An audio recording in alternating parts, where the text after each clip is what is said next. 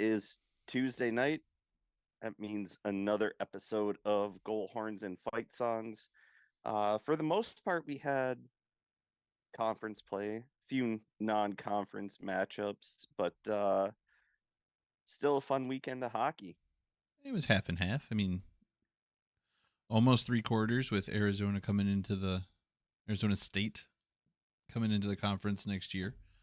I think they have now completed their mini NCHC season. I don't think they play anybody in the second half from the conference, but honestly, a decent showing from Arizona State this year as far as playing teams that they will be competing year in and year out with.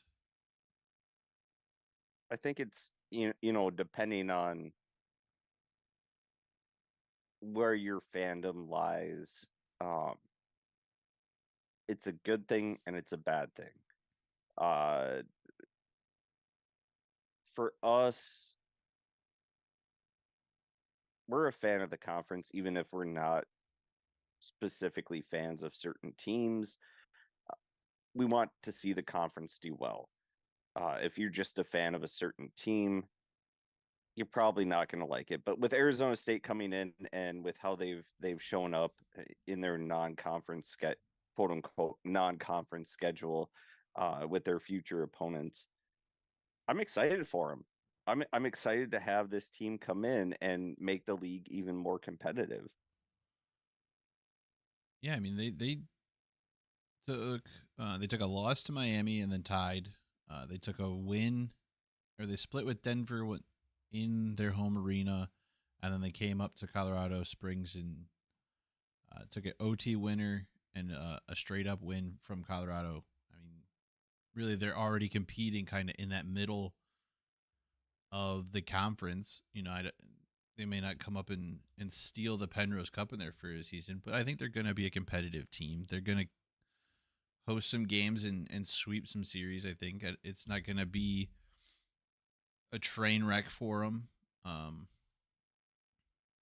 And I mean, really, it's kind of hard to predict what their future is going to be from this season just because of the amount of movement we see with teams now. I mean, we're kind of seeing it in college football. There seems to be this mass exodus into the portal from a whole lot of college football teams. And it could very much be the same thing at the end of the college hockey season, even though we're going to start seeing fewer and fewer players in college hockey, as I believe next year is the final year of the COVID year. So all of this year's seniors will have one extra year that they can play if they so choose. But that'll be the final season of that, and we'll kind of get back to more normal numbers as far as the overall pool of college hockey. And I think, well, first of all, Arizona State is number 12 in the country. So that's a good sign currently for a team coming in. Makes it more competitive. But I think you see things in college football like the Ohio State quarterback is now going in the transfer portal, which I don't quite understand where he thinks he's going to go that's any better than Ohio State. Well, that might not be a school issue. There's a lot of reports coming out that it may be a personality issue with him and the head coach, and the head coach was kind of stuck with him, so he's looking for somewhere where his talents may be more appreciated, even though he did have a rather large amount of success in Ohio State. It was kind of in spite of, not because of. That might be the situation there. We just scored 2 minutes and 2 seconds into the game. I have the Wild game on my TV. But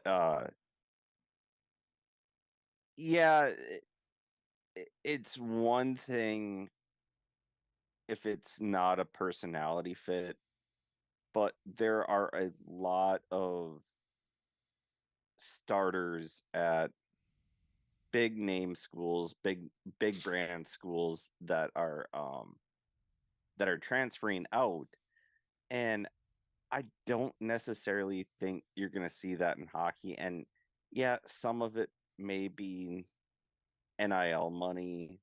Uh, but if you're thinking NIL money, college hockey, just in general, It's there's not. not the market for it. Um, you're you're gonna have your like North Dakota is probably one,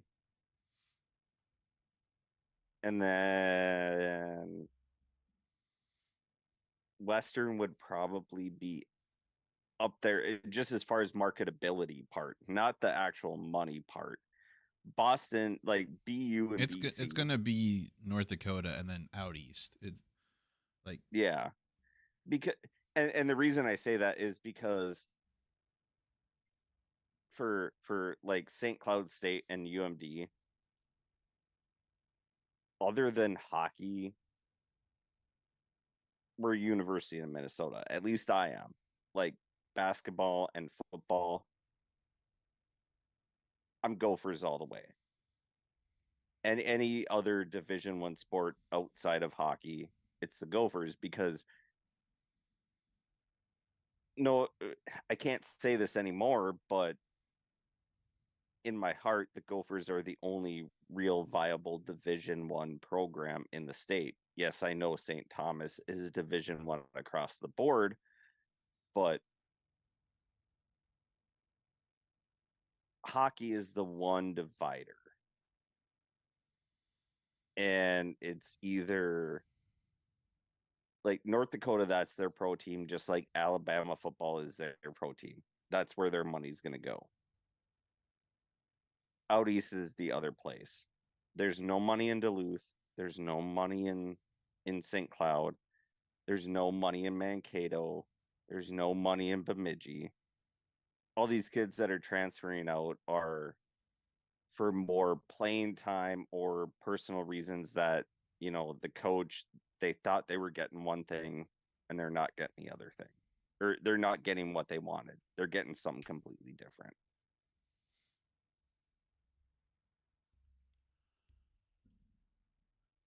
I don't know. It's the whole thing is so confusing, and not everyone understands or how it works or what it does or things of that nature. It's still in the infancy. I still don't know that it necessarily does what they want it to do, and most of the time you just hear like everyone just thinks it's pay to play. I don't know what it is. I'm not in the head of these student athletes who are switching conferences or schools or teams or whatever the case may be. They're all doing it for some reason. Whether that's a consistent reason across the board or an individual reason, I'm going to lean more towards the individual. But it's just something we as fans have to deal with. It's there aren't as many consistent teams anymore, and yeah, there's always turnover in college sports because the most you're going to get out of a guy right now is 5 years, but 4 years is the most you're going to get out of a player when everything kind of goes back to normal there. So there's a constant flow to the way teams are made up and what happens from year to year. So it's never 100% consistent. Whereas in the pros, you may have 100% the same team from one year to the next if you can re-sign guys or guys want to stay and play. So there's And always and that flow. I would say the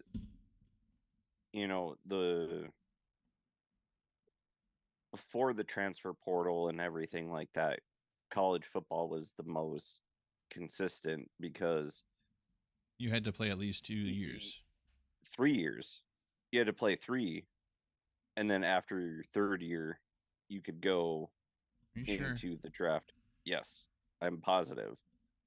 Um, but so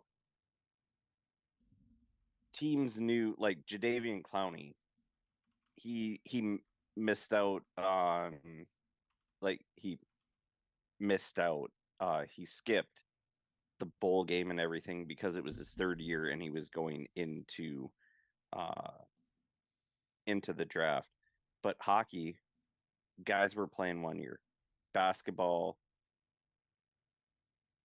before you could come out of high school, or I guess technically after, um, guys were doing the one and done. Baseball, one and done, or they weren't even going to college. They were signing their pro contracts. All these different sports, people were signing pro contracts beforehand, other than football. And now it's just another element for the coaches where I'm like, shoot, if I was coaching college basketball, that would be a nightmare because you don't know exactly what your team's going to be from year to year. Football, at least you had a little consistency. And now, oh, hey, I started every game, but I'm just going to go in the transfer portal. Like, come on. So I think it's one of those things that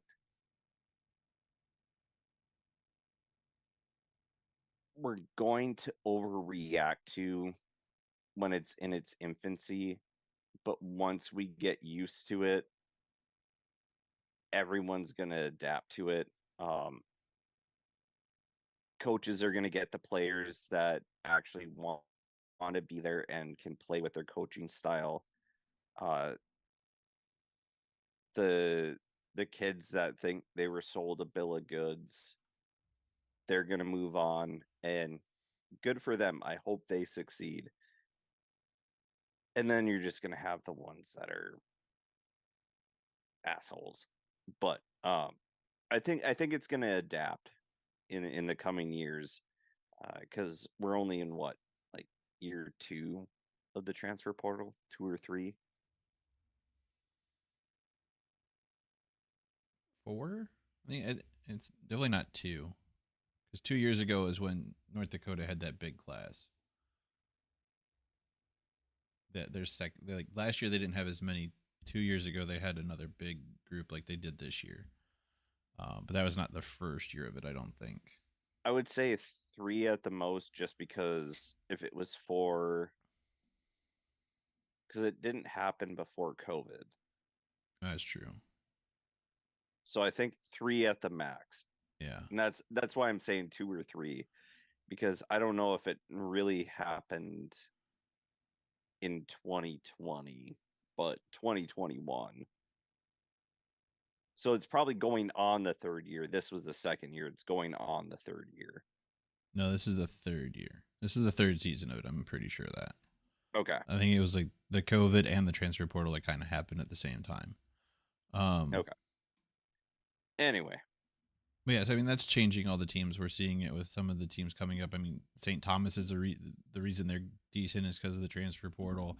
Augustana is competing right away because of the transfer portal.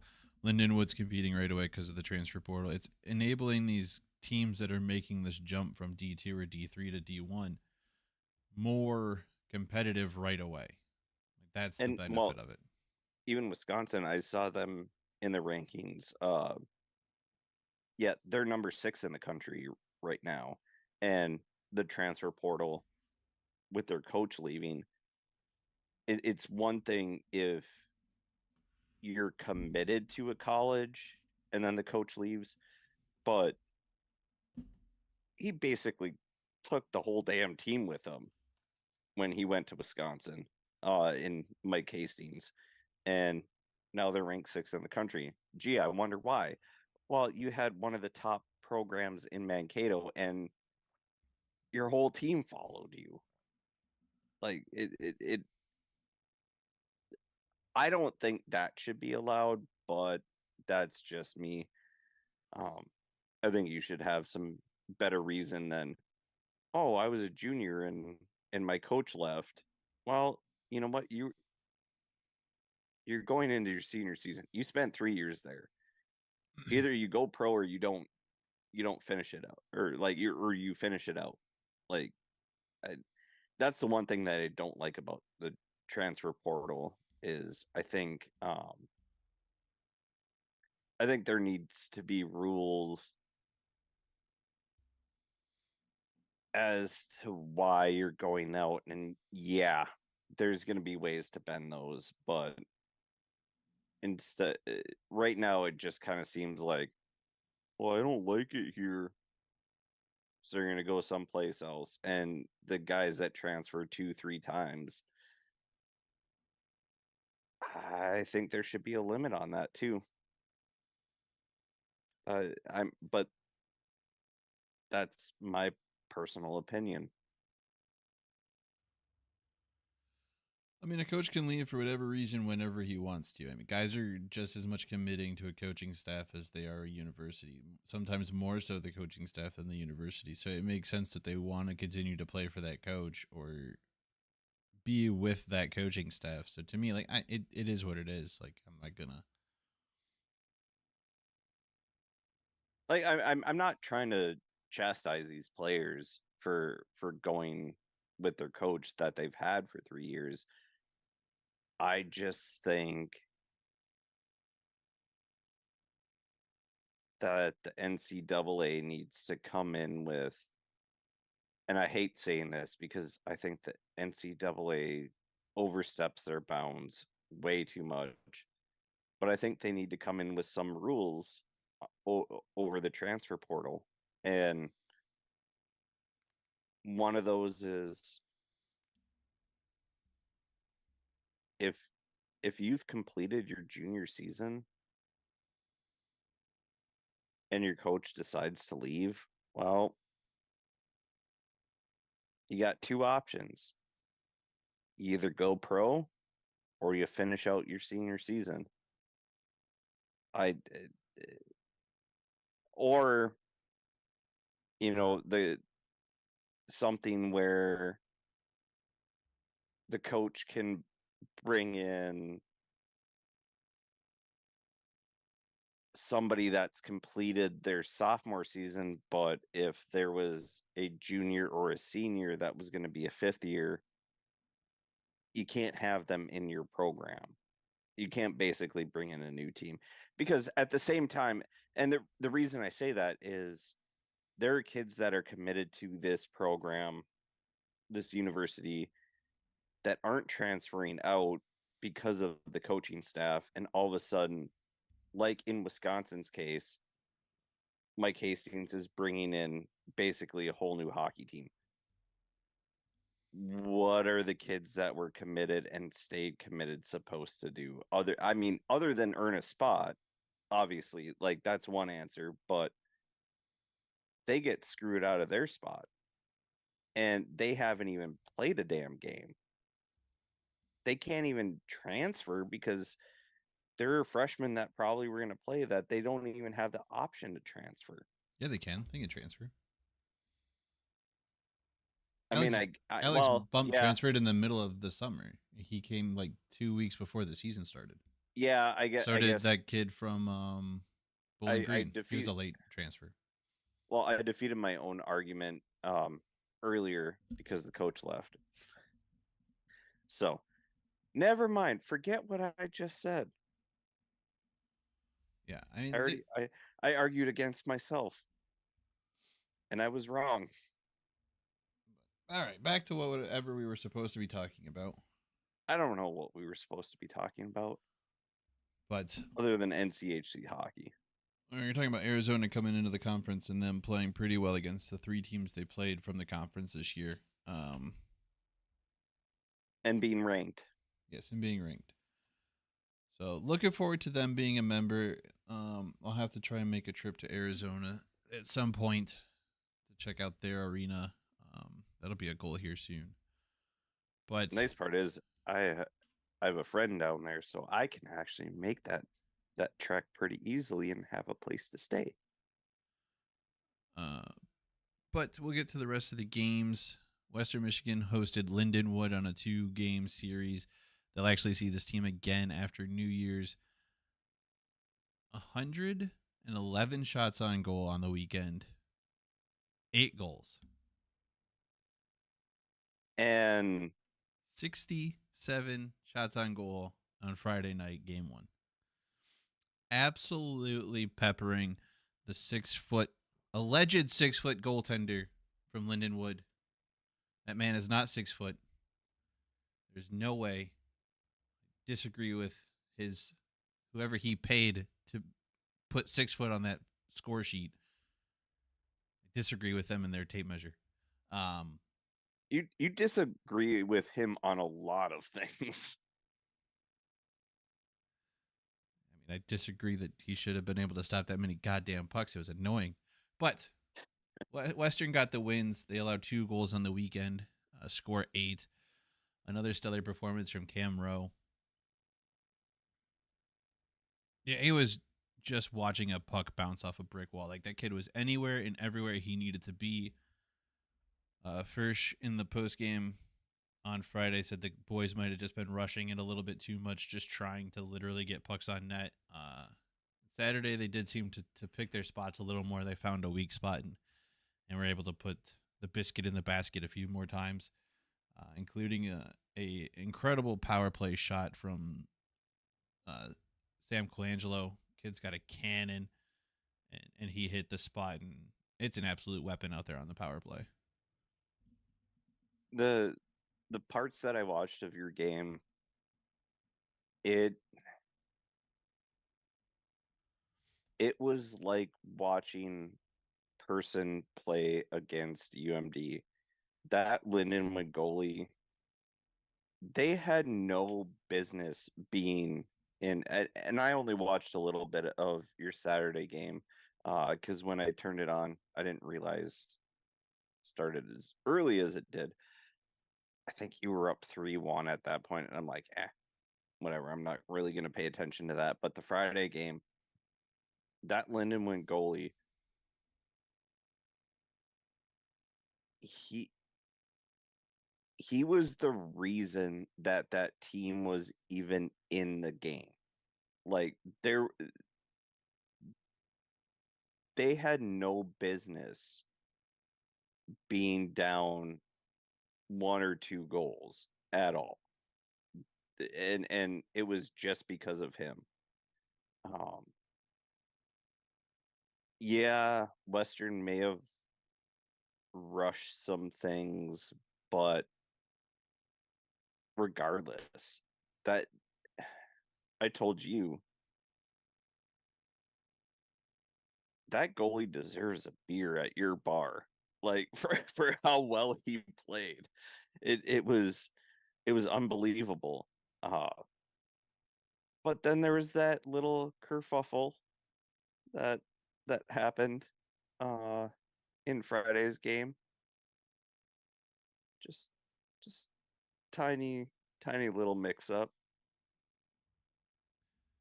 I'm just saying, if you're afraid to get hit, stay in your little safe space. And maybe, I don't know, throw yourself in front of the skater like that. My opinion, he was there first. He was there on the other side of the puck first. Yeah, sure. There was no reason for him to come across that puck into Tim Washy's path and he deserved to get blown up, which Tim barely clipped him because he was trying to avoid him. He should have got smoked. He should have got smoked. If you're going to play the puck that far out of the crease, you deserve to be a free player. This nonsense that people controlling the puck where they're not supposed to is ridiculous as a quarterback who declares himself a runner and gets smoked a yard inside on the playing field, but it's unnecessary roughness. Get out of here. These are contact sports. Is there a rule against the goalie playing the puck that far out? No, but he should be allowed to be smoked. There you go. He should be allowed to be smoked. Nope. Yep. Nope. Yep. I'm sending that to Trevor. I don't care.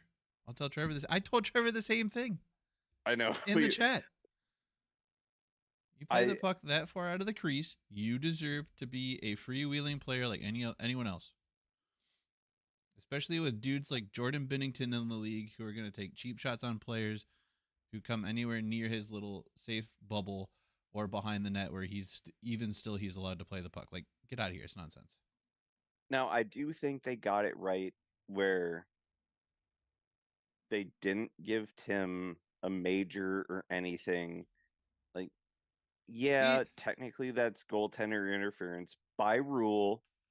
Oh, I'll give you the fact that it was goaltender interference by the rule. I'm not complaining about the rule as far as the penalty he received. The fact that it was 3-on-1 and only 2 of their players allegedly got called for roughing, and yet somehow Tim was the last one released out of the penalty box. That's where I have some issues with the fact that Yeah, the penalties weren't explained in a fashion that was able for everybody to understand, including the off ice officials. That's what I have a problem with. that whole situation, as far as the penalties and everything, that made zero sense. But and actually, other than the goalie interference, the fact that there was just roughing called when it was 3-on-1, I don't understand that. But regardless, you guys got the sweep. And that was something that we both predicted that was going to happen. I think it was a little bit closer though than either of us expected. Lindenwood's been playing a little bit better. I think they're in their second year as a full Division One program. I'm not quite. They're either in their first or their second, but anyway, they played better than we thought they would, so the games were a little bit closer. And actually, The it games should were make only for close score wise. They were well, not close at all. yeah, score wise, and that's what I'm saying. Like score wise, they were a little bit closer. Western definitely dominated the play for If you put up anybody that actually 67 watched. shots on goal, the game's not close. Okay, the I'm score saying, is close. The game hey, was not close. hey, hey, Get out of here. That nonsense. do you want me to cry to your ass? You're gonna cry at my ass? That's weird. Don't do that. No, Right? Kreider. Chris Kreider on Carey Price. All right. Oh, Get to your terrible team playing terribly. All right, let's go. Tell us about your team and how bad they are. well, we love so UMD split on the weekend, winning on Friday, losing on Saturday, which I predicted wrong. Wes predicted correctly. Shutout on Saturday, 1-0 in overtime. And we just really love the penalty box. We do. It's like I don't I'm old enough that I don't even know who a popular celebrity is right now, but it's like Ryan Reynolds is going to the penalty box and the paparazzi. They all think they're Ryan Reynolds and waving to the paparazzi. I don't even know how many penalties we had on Friday, but I think we had 7 at least.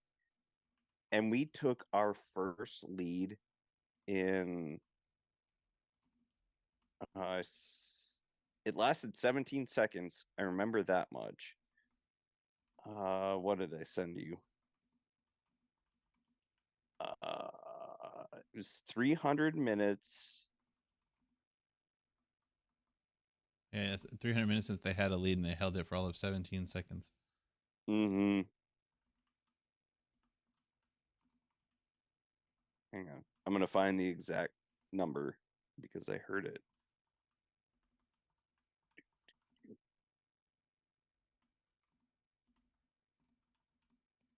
Talk more than wait, is that Thursday? Hang on.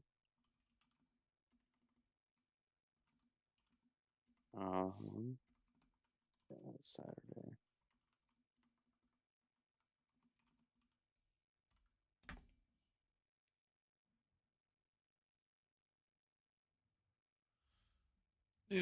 Do. All right, what are you looking for here? The amount of time 305 minutes and 39 seconds without a lead for UMD this season. We got it and we gave it up in 17 seconds. Um, Hey, but you know what? At least you didn't score on yourself again. and we got the win that game. You got I just don't.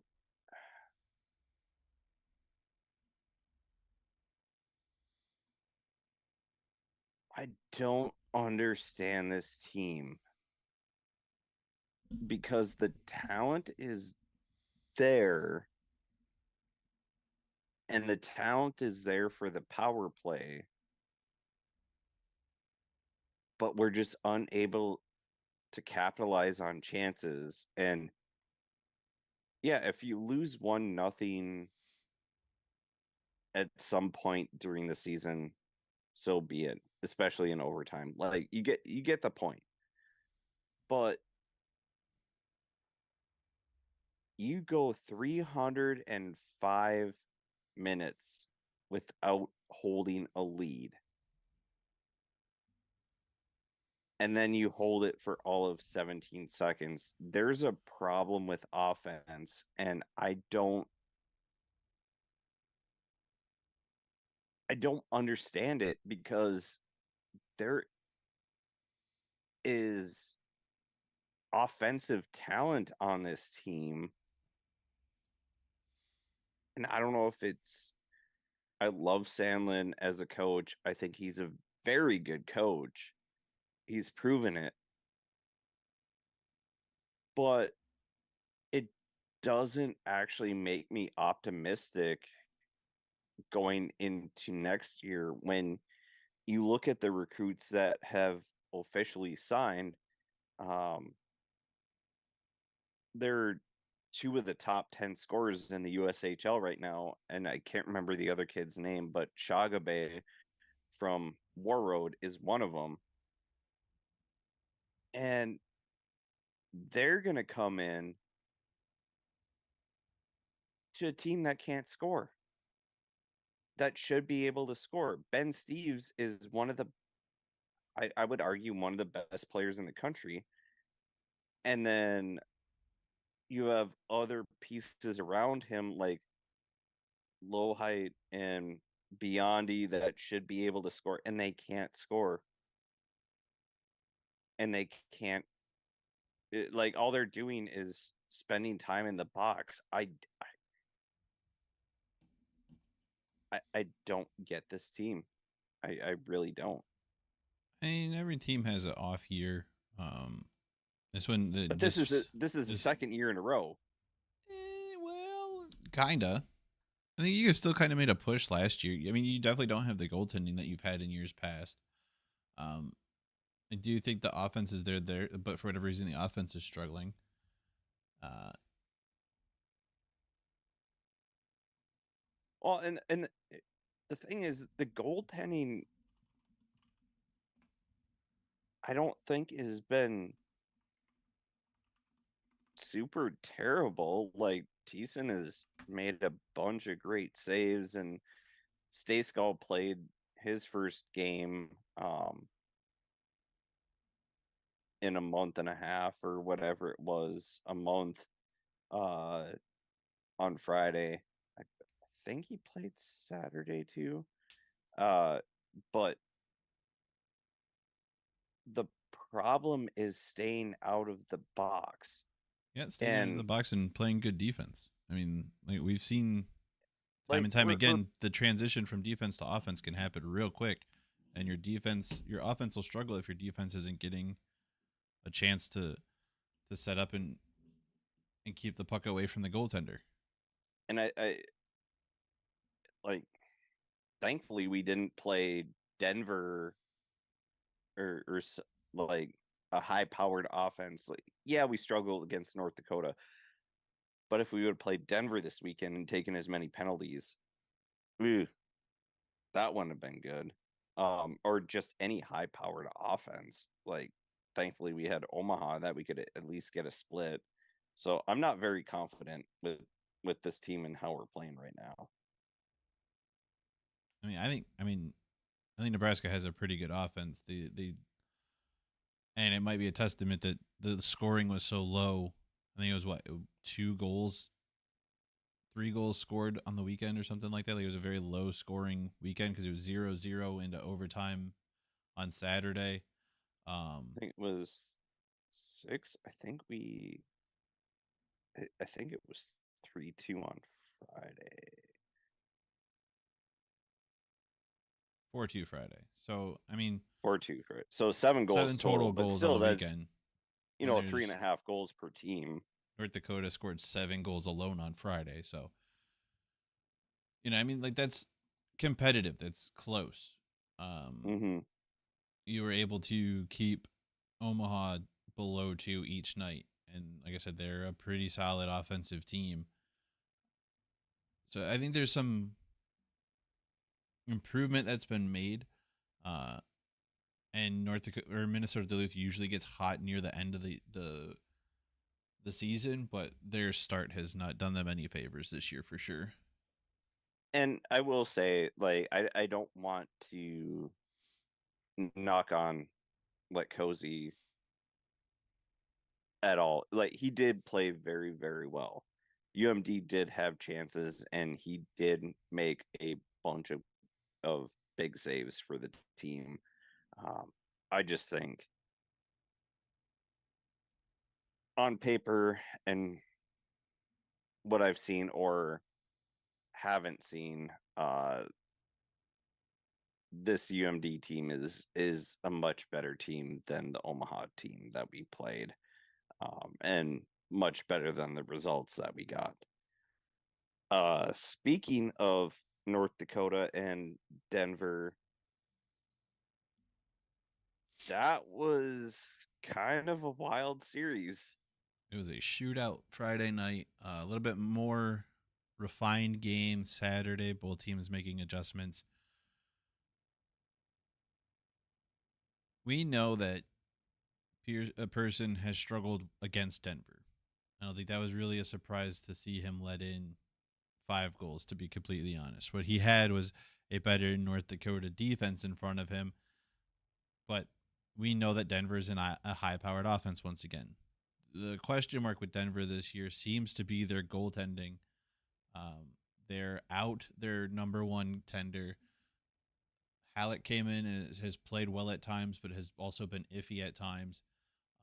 The biggest thing with that offense is don't let them get rolling. I think they had like a 4-1 lead in the first period, and it took a Yes. strong third period from Denver to get back in that game. And I think there were some power plays that North Dakota was able to take advantage of. And it was kind of what you wanted. Like, I think you wanted to see these two teams battle it out the way they did. And it was a 2-3 matchup, and the 2 seed got the win the first night, but Denver battled back and picked up the win in overtime on Saturday. So they get 2 points on the weekend, but North Dakota gets 4. Um, St. Cloud State didn't play this weekend, so they're still perfect in the NCHC season. But it was 2 teams near the top of the list that were just beating the crap out of each other, and that's kind of what we expect from this conference. And North Dakota was able to take more advantage of that goaltending situation. But like I said, they turned it around and made adjustments, and it was a much closer game Saturday. Yeah, Friday, Denver went into the first intermission up 4-1, and North Dakota got it to 4-3, but Denver got it to 5-3 at the towards the end of the second period. And then all of a sudden North Dakota came back. But I think the backbreaker on Friday for Denver was they just kept taking penalties. And North Dakota has one of the better power plays. Like they have that offense. Um Saturday I didn't really watch that much of it, but um I had too many things going on. But with Denver getting that win, they did make the adjustments. They were able to at least salvage something from that weekend. I just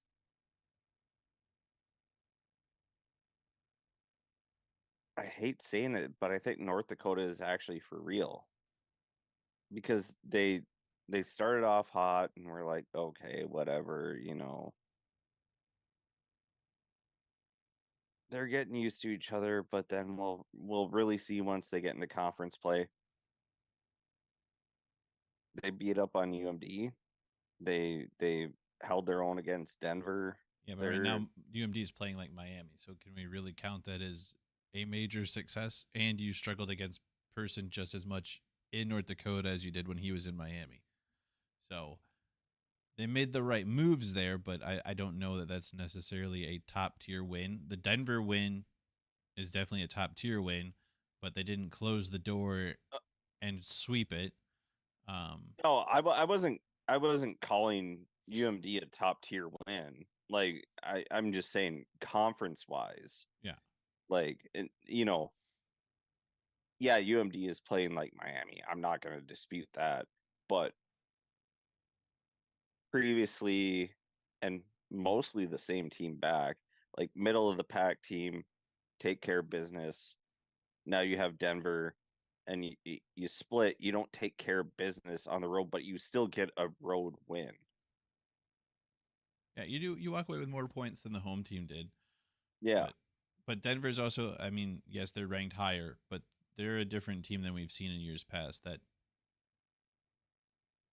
It's hard to say that North Dakota is. I mean, we'll know at the end of the year. I think there's still opportunities for them to grow and improve and us to really get a clear picture. We're barely at the halfway point of the season. That number one spot is a hard spot to hold on to. I would like to see them hold on to it for more than one game or a weekend because they had it, lost it, or fell to two right away.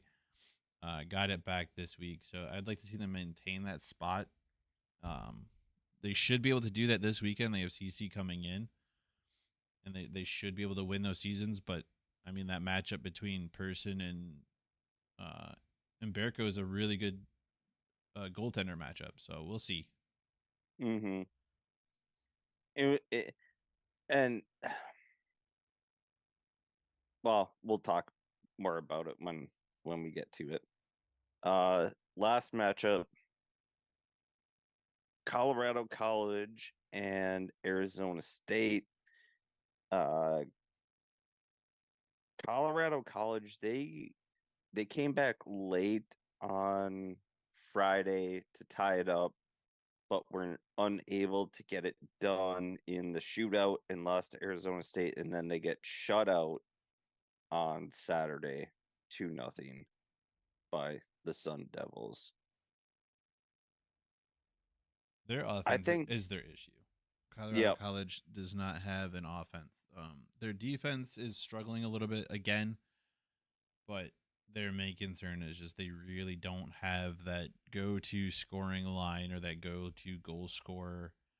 Um, they had one last year, but even he had a hard time like carrying the team to any heights. he had a hard time 5-on-5. Like McCown, 5-on-5, he was good, but his production came on the power play. And where they sit right now is they don't even have a line for 5-on-5. Like, great if you have one player, they did last year. Now they have zero players. And I feel bad for Umberto because he's the one that's trying to carry this team right now. It's kind of like Person was in Miami. Yeah, it's a similar situation. It feels like. I mean, I would say that he has a little bit more defense in front of him than it really seemed like Person ever had. But yeah, it's not a great situation for the goaltender there. And he's doing a lot more than he should really have to do. But he's still playing pretty solid even in his second year. Not quite experiencing the sophomore slump that I thought he was going to. Um, but Colorado College has got to figure out something offensively. I mean, even on the power play, they're not great this year. If they seem to be that team where if you're having power play struggles, or if you're having trouble staying out of the box, they're a team that you can do that to, and it won't necessarily hurt you that bad. I think Western kind of got in that situation and were able to kill off all of the power plays that Colorado College had and walk away with 6 points from Colorado College, but not a situation you necessarily want to rely on. But if you get in that trouble, that's a team that you can kind of do it with. Yeah, they definitely are a team where last year with Hunter McCown, you knew he was going to set up in the OV workshop. He was going to be at the top of the dot, and they were going to feed it to him, and he was probably going to score. This year, not the case. It really isn't. So I just wish we played Colorado College sooner because that might help fix us. But that's our own problems to deal with. So, with recapping the games, Wes has jumped back ahead of me in the predictions. He only got one wrong this Big brain. week, Big brain right there in that big fat head. and that was Colorado College. He had them winning on Saturday, and they did not. So overall, I'm 56 and 37. Wes is 57 and 36. So we're gonna have to fix that this week. Moving on to, well, should we do players of the week? I have a little bit of a Yeah, dispute with these. I'm getting to them. I just had them. Here we go. Here we go. Here we go. All right. Well, I know Forward of the I, week from North Dakota, Cameron Berg. Defenseman of the week from Denver, from the University of Denver. The University of Denver, not Denver University, or the University of Denver. I don't know why they use DU. It's stupid. It's backwards. I hate it.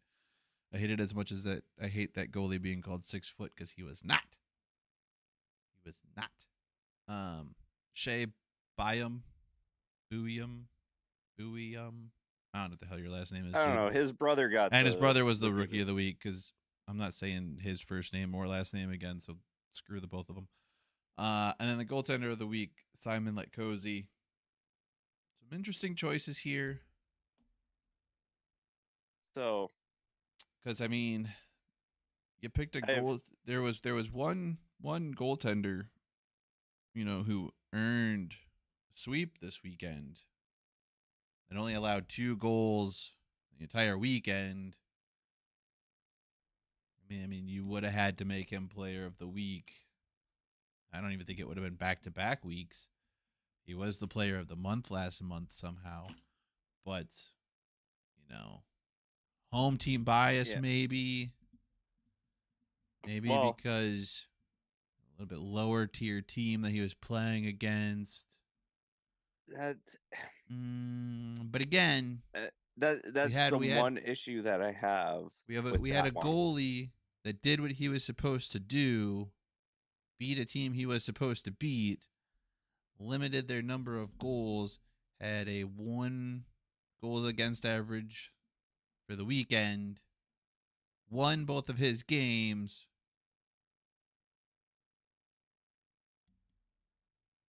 That that is my issue with that is with I that think I think I particular think award. really what it is it's more the fact that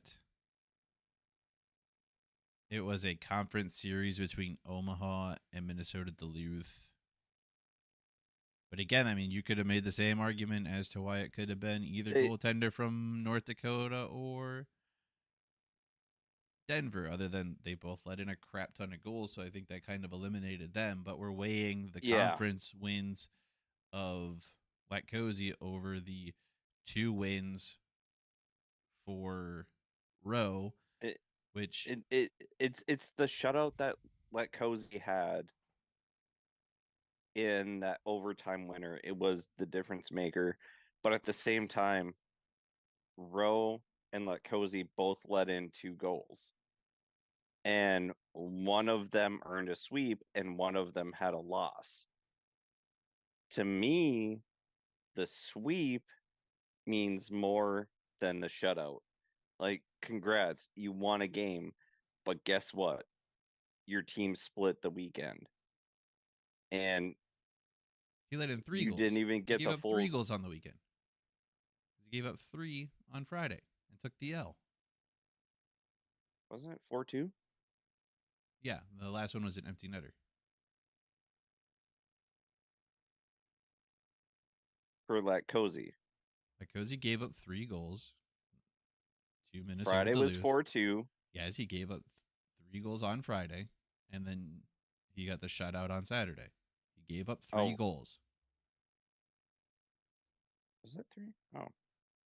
I just looked at the box score. He gave up 3 goals, and they had an empty net goal to get 4-2. I was you okay, so you fed me false information then. I did not feed you false information. Yeah, because you said it was 4-2 on Friday. Yeah. 4-2 Minnesota Duluth on Friday. Then how does that and How does what? God. You're not credited for giving up an empty net goal. It's an empty net goal. You're credited for giving up 3 goals. He gave up 3 goals. How did Cozy give up 3 goals? Because Minnesota Duluth scored 3 goals on him. I don't know how he gave up 3 goals. No. What I'm saying is we were shut out On Saturday. Yeah. And we beat 4-2. Yep. Never mind. I don't I was thinking of Omaha's 2. Yeah, I know what you were doing. I literally said it 4 times, if maybe even 5. But so he gives up more goals than And took an L. And took an L. See, the reason I was convinced is I had convinced myself on Sunday that it was the same amount of goals. So that was ingrained in my brain. So he gives up more goals, but he has the shutout, takes an L. I don't know how he's goaltender of the week because Rowe gave up 2 and swept the weekend. Yeah. That's one of the 2 gripes that I have. The other one, they're putting a higher percentage on the fact that it was a conference game, a conference sweep. That's literally all it is. Because they did the same thing last year with rookie of the year for the NCHC, where McAllister technically had more points than whoever they gave it to, but because he had more points in conference, he was awarded the award. And which is dumb. It should be based off performance. And then the other one that I have a gripe with is the defenseman of the week. He had 1 point. He had 1 assist, and I looked this up. I'm like, oh, well, did he have multiple points? And you know what? He might have played great defensively. But when your team gives up 7 goals in one game, in one game, how in the living hell are you defenseman of the week? You scored 1 point. Regardless if you were on the ice or not, you were still a -6 to me because you assisted on a goal. You didn't even score the goal. You assisted on a goal. And yet you're deemed worthy of defenseman of the week. I can promise you there are more worthy defensemen within the other 7 teams. I can pretty much guarantee you there was probably a better defenseman, I don't know, on the team that earned a shutout in conference play.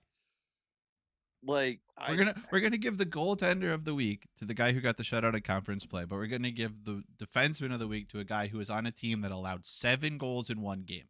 I don't and blew a 4-1 and a 5-3 lead. Yeah, just all right, cool. I whoever runs that part of the NCHC just Jesus Christ, it, the you college know football playoffs have a more distinct and followable rule for who gets into the playoffs, whether you like them or not. That is beside the point. They at least have distinct criteria that they're using. I do not understand the criteria for player of the week, and who, who, and who and and it's not necessarily meaningless either. whoever's running this, I would just suggest to them that you actually watch the games. It is helpful, and well, it's helpful if you know how to skate. First of all, it's helpful if you played hockey, but even if you haven't done the first two, it's just helpful if you actually watch the games and know what you're talking about. Uh, and I was thinking about this earlier. Yeah, we're gonna rip on the conference. It's kind of what fans do. We love the conference for the teams that we're in, but dear God, some of the people that you hire, for the love of God.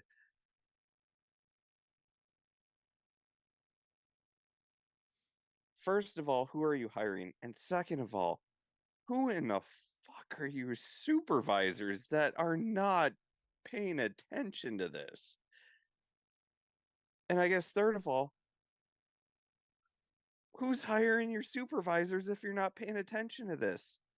Like, I know it's sports and it's entertainment and it's kind of meaningless, but at the same time, idiocy kind of brings itself to the forefront. And, if this was the 100-meter dash for the fastest person in the world, whoever's running this is winning that race. It's like watching somebody trip in slow motion when that head just gets slightly ahead of the feet, and oh, that dude's going down. It's just a matter how long is it going to take. Just It's not where I thought you were waiting going for with it. that one. Just waiting for that dude to eat it. Someone tripping in slow motion. That's not where I thought you were going with that. Golly, just watching the decision making. It's like watching you try to figure out how the hell North Minnesota Duluth lost 4-2. I see all the puzzle pieces on the table here, but you're over here slamming two together with the edges that do this instead of lock in. I was just thinking of Nashville. Yeah, that too. Yeah, your head got a little bit too far ahead in front. Your head got a little too far in front of your feet, and down you went. Just matter how far it was going to take you. It took you about 6 feet down the bleachers. Well, at least my hand got something out of that. Oh, Anyway. all right. That wraps up this week. Let's look forward to next week and make some picks here. We got a Denver team coming to Kalamazoo to wrap up the first half of the season. I like Western's chances here. And here's why. I have Western sweeping. I'm just going to say it because they're my team. I'm going to pick them. I don't care. I think they have a better offense. I think they've been playing really good defense. I think they have a better goaltender. Yes, Denver is ranked 9th.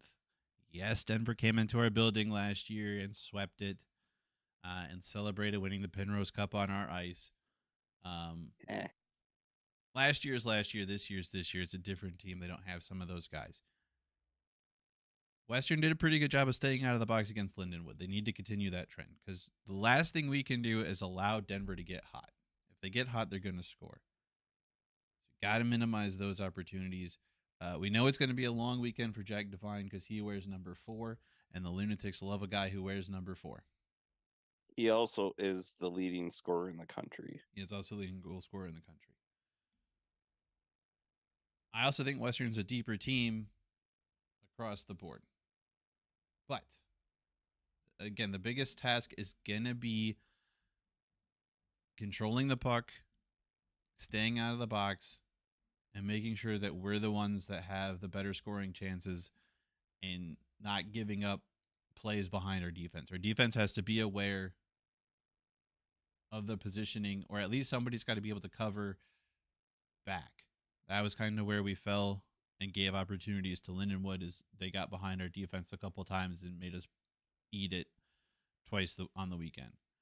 But again, minimizing penalties, which I think they can do. They played pretty well this weekend. The defense has definitely been in an upswing, and Cam's been playing great the last 6 games. There's no denying that.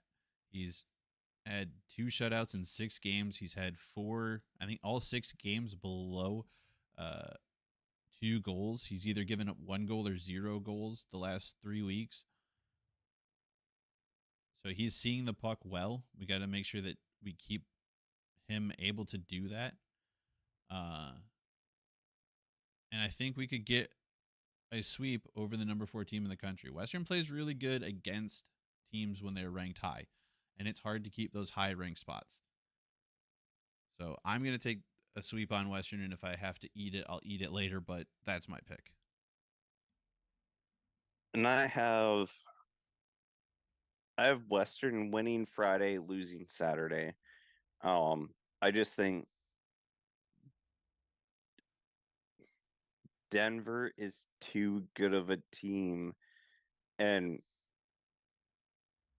to the same credit, Western is too good of a team for a sweep to happen. I think Western jumps on them on Friday. Lunatics are going to be crazy. It's a Friday night, you don't have to do anything on Saturday as a college kid. Saturday morning. So they're going to be amped up. But I think Denver makes the adjustments. Dave Carl is a very, very good coach. I think they make the adjustments on Saturday and they come out kind of like the North Dakota series. I don't think they jump out like they did at home against North Dakota and then collapse. But they've already proven against the very good North Dakota team that they can come back. Yes, they were at home, but they can come back, make the adjustments, and get the win, even if it's in overtime or a shootout. So I have that one as a split. Uh, Western Friday, Denver Saturday. Next series, Bulldogs versus Miami. Flat out, we needed this one. I have it as a UMD sweep. We're just a better team overall, like the rest of the 7 teams basically in the NCHC over Miami.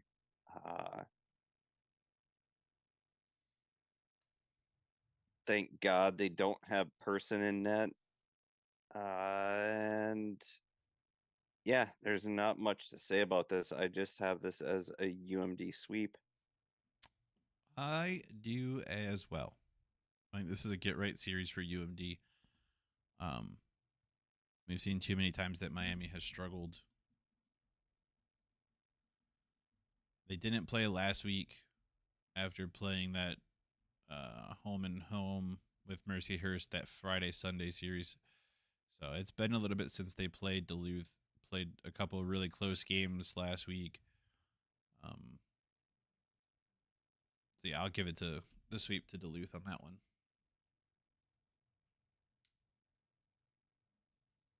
Finally, we have all conference. Omaha is playing St. Cloud in Omaha, which can be a little bit tough. Omaha coming or St. Cloud coming off of their quote unquote bye week. I was a little bit back and forth on this, but I have the sweep going to St. Cloud. I just think they're a good enough team. Yeah, Omaha's been playing. They split with UMD, but like we've mentioned too many times before and already this episode, UMD is not a great team. Earning the split, I think St. Cloud's a much better team. They're going to come out fresh, and I think they're going to sweep this weekend, even if it is in Omaha. I have it as a split. I have St. Cloud Friday, Omaha Saturday. Um, St. Cloud coming off of a tough performance against Michigan 2 weeks ago, the last time they played.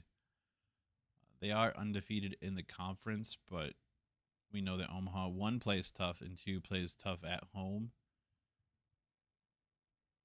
The last time these two teams met, it was a 6-2 win for St. Cloud, followed by a 6-2 loss for St. Cloud. So there could be some goal scoring going on. I do think goaltending wise, there's a slight advantage to St. Cloud. Bassey has the experience. He's been playing really well. St. Cloud is still undefeated in the conference, but I do believe that Omaha is talented enough to steal one. And if they do, it's going to be on Saturday. So I go Friday, Saturday, St. Cloud, Friday, Omaha, Saturday. And then the final game of. Well, I just to go back to the goaltending part, that Cozy already has 1 year under his belt. Like, I understand Bassey has been in the league, but really he hasn't been the starter because he came from Denver, correct? Colorado College. Oh, he came from CC. But even so, like that experience, at least that is in the right state. Uh, that experience, like Cozy has that experience. It's more so the sophomore slump versus experience wise because he's played all these teams twice over. So I don't think it comes down to goaltending. I think it comes down more to the offensive firepower, and I think St. Cloud has more of that offensive firepower than Omaha does overall. Possibly. I mean, I think Omaha plays extremely close in the conference. I think they have the talent to steal one. Yeah, they always do. That's why they're such a wild card. But the last series, Colorado College travels to North Dakota. I have it as a sweep for North Dakota. They're playing well.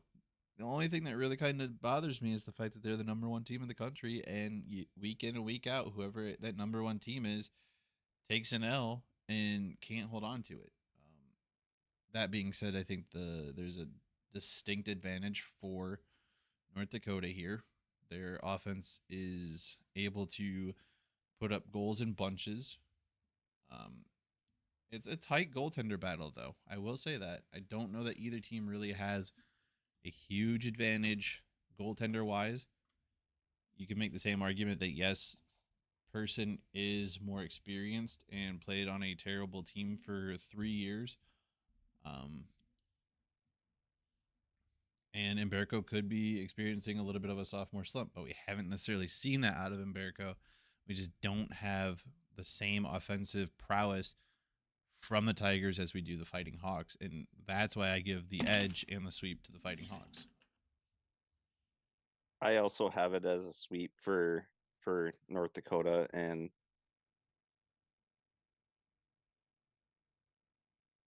exactly what you laid out. There's the goaltending battle should be really fun to watch. And Berko has not shown any signs of a sophomore slump. person, he's only proven what we already knew, that he's a very, very good goaltender. The difference is, like we talked about earlier, is Colorado College, they just can't score. And you're going up against a team that, well, they had 7 in one game, and can't remember what the score on Saturday was. 3-2. 3-2. So they scored 9 goals in 2 games. That's 4.5 goals a game. It's going to be interesting. I just think North Dakota's offense is going to be too much for Colorado College's defense. And then Berco can play out of his mind. There is a possibility of a split just because Umberco goes insane on Friday or Saturday, but I don't see that happening. I just, the offensive firepower of North Dakota, I think is going to be too great for Colorado College to handle, and then their inability to score, especially against the North Dakota defense that is playing really well right now, even for a brand new defensive core. I just don't see that happening. So we're same there. So let's see. Can I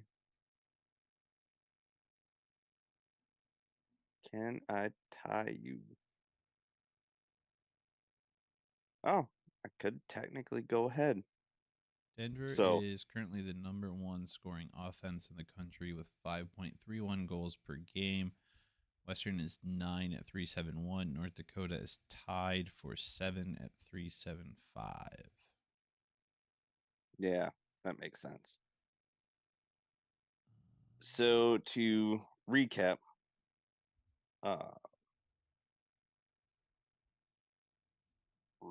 our picks.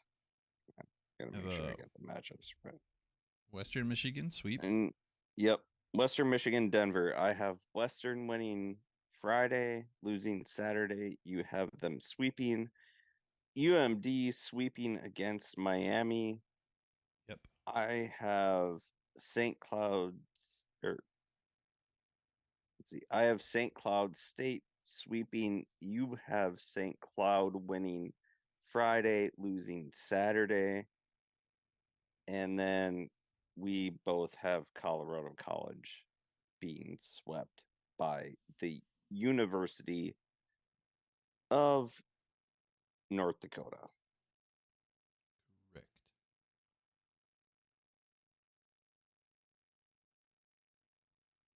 Man, that Western Denver series is going to be big time. I actually think that's probably the best series of the weekend. 4 of the top 10 players in points per game will be featured in that series, including numbers 1 and 3. Yeah, I'm gonna try. Friday, I probably won't be able to watch. Saturday, probably will. My cousin is getting married, and so I am going out to Richmond, Virginia, on Thursday evening. But we're I'll probably bring my computer and put the games on Saturday, maybe Friday, depending on the reception. But and my brother is a hockey fan. He's also a Bulldog fan. So if I'm able, I'll watch, but still gonna keep up with the scores. All right. Well, let's get out of here. It's been over an hour. Um good show. Got some lively discussion there. Um Yeah, I think that's, there's normal YouTubey things. There's a like, there's a subscribe, there's a share. You could do any of those things. There's a dislike. You could hit that button if you want. Um, you could unsubscribe if you're already subscribed if you feel that's the choice you decide to make. On whatever, you're a person. You have choices that you can make. Our personal Twitter handles or X handles, it's still twitter.com. So I'm gonna say twitter.com. Our Twitter handles have been below our pictures the whole night for our personal ones. There is one for the show. It's got most of the letters in there. There's some missing, but they're mostly there. It'll scroll across the bottom at some point while I'm rambling through this.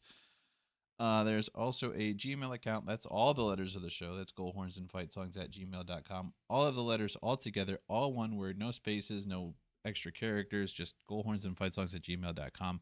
If there's something you want to email us that you want us to look at, talk about, discuss, figure out, completely mess up like my co-host Michael likes to do, we can do that for you. Outside of that, there's the Twitter handle right there as we were talking about. Told you it would scroll by. Outside of that, this is the last weekend of hockey for a smidgen. So we will do the show as normal next week, talk about the weekend, and then we'll figure something out other to discuss, because I don't necessarily want to jump into the holiday stuff just yet. We'll get to that when we get there, get a little bit closer to those. Maybe we'll get Trevor to hop on and give us some more stories if he's not playing. Yeah, we'll see what maybe we'll see what his schedule looks like and try and get him on. We are in the works with another guest, so there may be a special announcement of a show not on a Tuesday for that. So keep your eyes peeled to the @Goalhorns and Fight Songs Twitter handle, which is scrolling along the bottom of the page. Once again, right down there, it goes that way. It goes that way. It scrolls from right to left. If you're looking at it, it's legible. It's down there and it scrolls. I made it do a thing.